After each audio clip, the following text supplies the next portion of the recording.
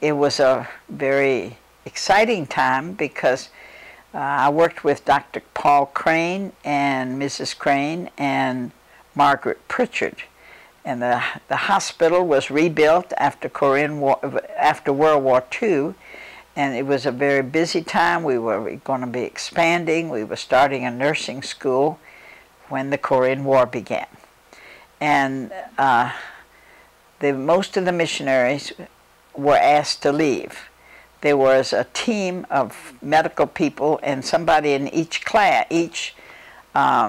station that were asked to just stay and see if we could keep the station going. But as you know, the Chalados fell to the communists. And it was one Sunday afternoon when the embassy came by and said, the UN forces cannot hold the Chelas, and they are crossing the Kum River up by Daejeon. And so we left in a couple of hours and went over to Japan. Now the two doctors had their families in Japan, and they worked with the American Army for a while. And I went up to Karizawa to study a little language.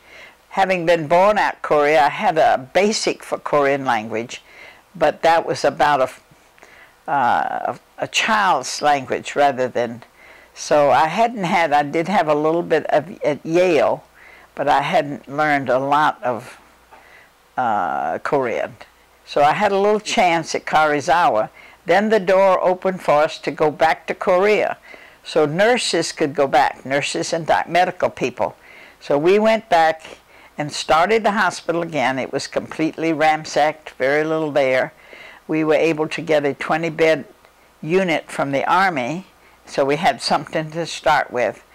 And then it was December when we heard over the radio that it was time to leave again, that the communists had come in, that Chinese had come in. So we left for the second time to go over to Japan. But very fortunately, the Chelas did not fall that time, so we were able to go back in the spring and start. And this is when we had so many refugees coming into the Chalados. They cleaned out the DMZ from people that were there, and then there were all these people that were caught in the Chelas went up to Chirisan, so in those mountains. So they had to clear those mountains up. And so we saw many, many refugees and worked with them.